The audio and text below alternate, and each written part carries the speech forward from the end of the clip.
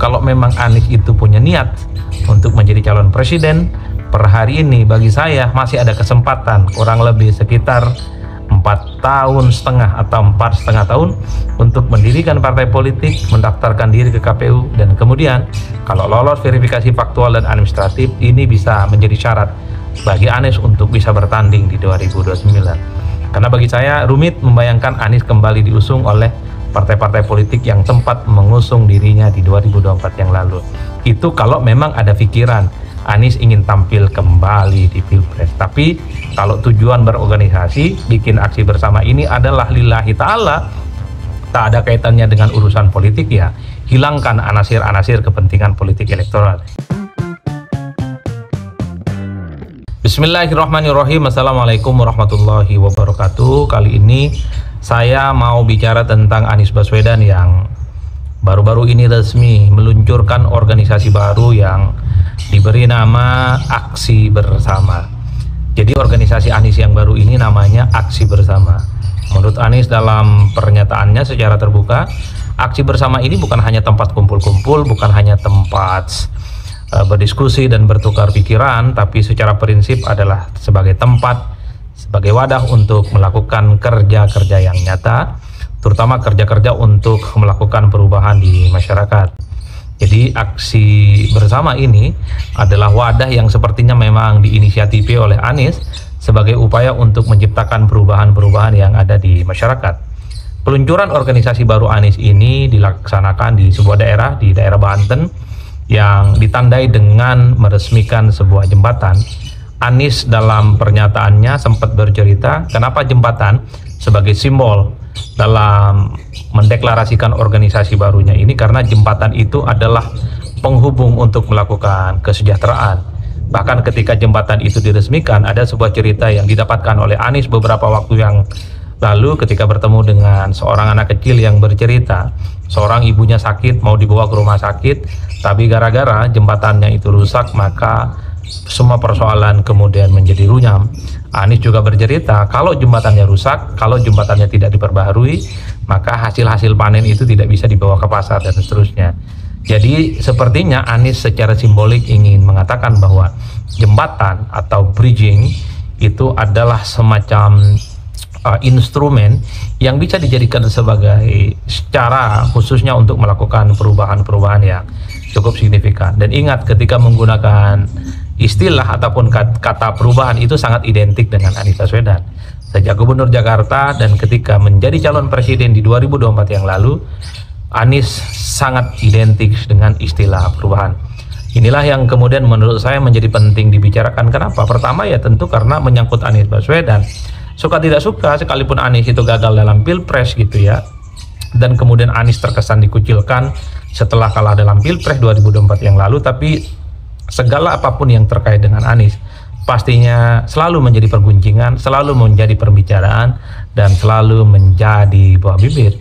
Oleh karena itu tidak mengherankan ketika Anies melaunching satu organisasi yang dikasih namanya Aksi Bersama, ini kemudian ditafsirkan sebagai upaya Anies untuk menjaga eksistensi, sebagai upaya untuk terus menjaga stamina politik Anies, supaya namanya disebut-sebut sebagai pemimpin yang memang di masa-masa yang akan datang selalu layak untuk diperhatikan, sebagai sosok yang memang cukup otoritatif dan punya kompetensi untuk menjadi bagian dalam membangun bangsa di masa-masa yang akan datang.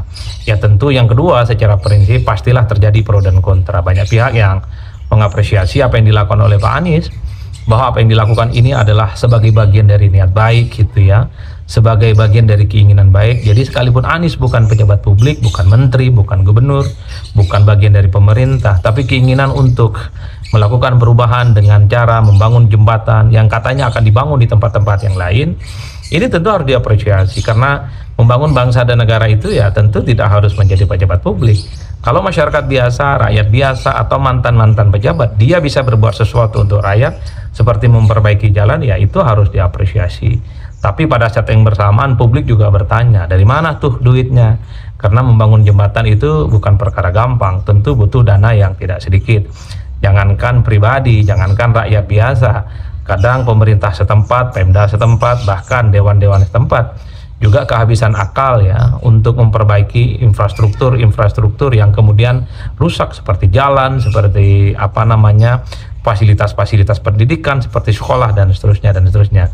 Wajar kalau kemudian publik menganggap ini jangan-jangan ini hanya sebatas gimmick, bahwa apa yang dilakukan oleh Anies memperbaiki jembatan di Banten itu tidak mungkin dilakukan di tempat yang lain karena ini menyangkut persoalan pendanaan, karena memperbaiki jalan dan seterusnya itu tidaklah mudah. Apalagi saat ini Anies hanyalah sebatas rakyat biasa yang tidak punya kemewahan terhadap misalnya akses pendanaan dari daerah ataupun dari pemerintah. Tapi terlepas dari apapun, menurut saya secara prinsip apa yang dilakukan oleh Anies pastinya selalu memantik satu diskursus, terutama pro dan kontra. Ada yang mengapresiasi, kemudian juga ada yang menganggap ini sebagai sesuatu yang sifatnya utopis, apalagi misalnya punya keinginan untuk membangun jembatan-jembatan di tempat lain, bukan hanya di Banten misalnya.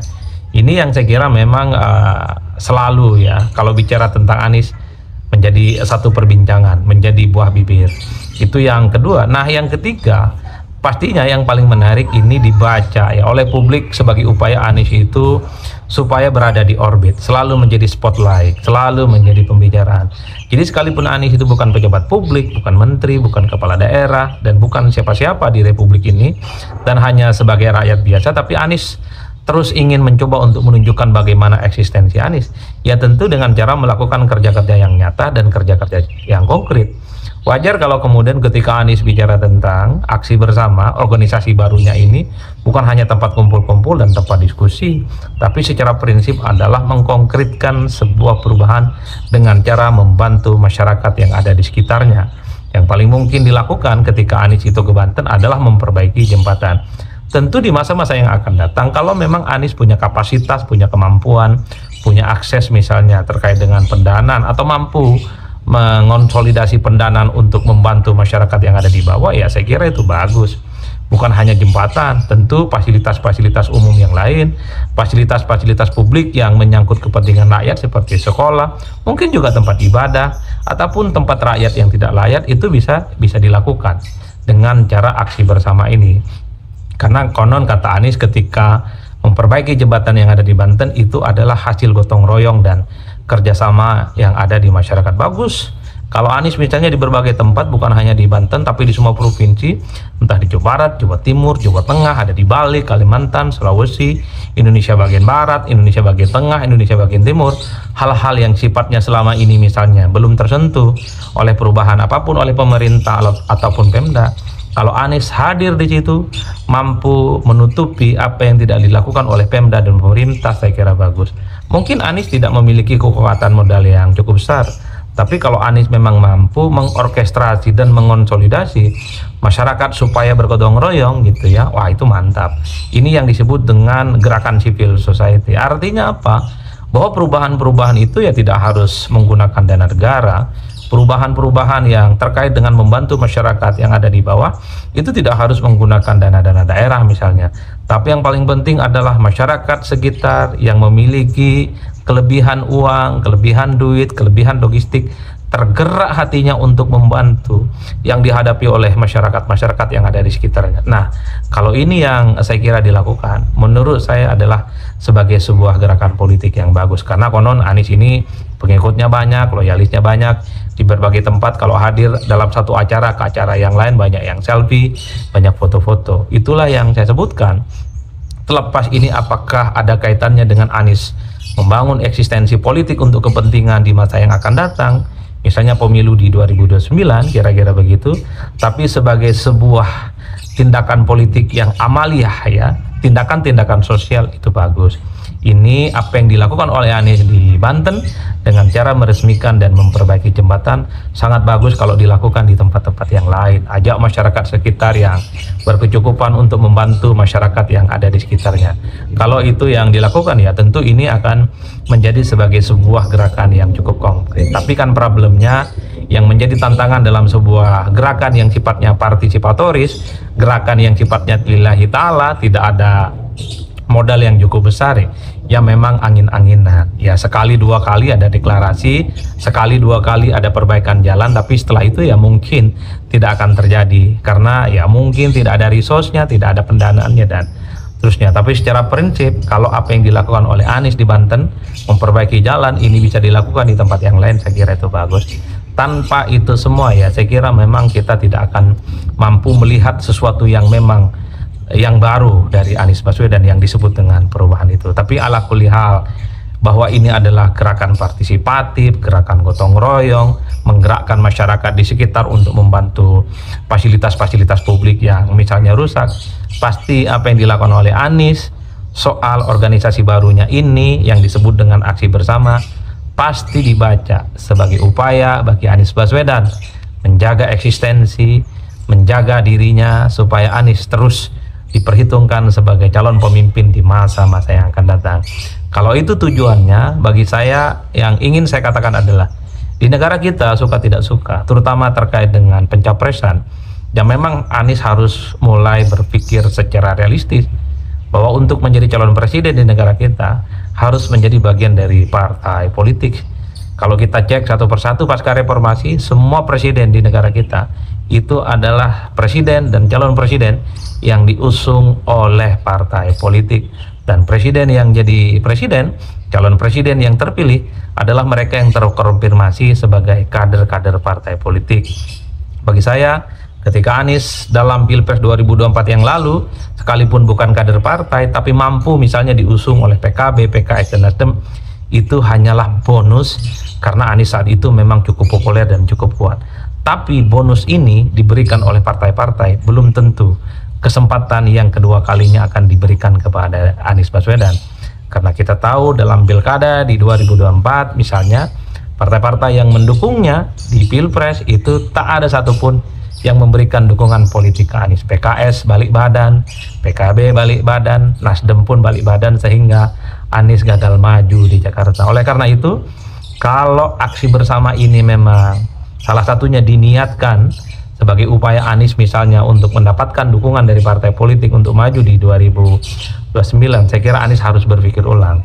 Berpikir ulang dalam arti bahwa itu tidak akan cukup, sepertinya agak susah untuk mempengaruhi partai politik yang sudah ada di Indonesia. Oleh karena itu, kalau memang Anies itu punya niat untuk menjadi calon presiden, per hari ini bagi saya masih ada kesempatan kurang lebih sekitar 4,5 tahun atau 4,5 tahun untuk mendirikan partai politik, mendaftarkan diri ke KPU, dan kemudian kalau lolos verifikasi faktual dan administratif, ini bisa menjadi syarat bagi Anies untuk bisa bertanding di 2029. Karena bagi saya rumit membayangkan Anies kembali diusung oleh partai-partai politik yang sempat mengusung dirinya di 2024 yang lalu. Itu kalau memang ada pikiran Anies ingin tampil kembali di Pilpres. Tapi kalau tujuan berorganisasi, bikin aksi bersama ini adalah lillahi ta'ala, tak ada kaitannya dengan urusan politik, ya hilangkan anasir-anasir kepentingan politik elektoral. Bekerja untuk rakyat, bantu rakyat, bikin jembatan, perbaiki sekolah rusak, dan seterusnya, dan seterusnya, dan seterusnya, dan seterusnya, tanpa memikirkan akan ada partai yang akan mendukung dirinya. Ya kalau itu konteksnya, ya saya kira tidak perlu lagi Anies dikaitkan dengan kepentingan politik di masa-masa yang akan datang.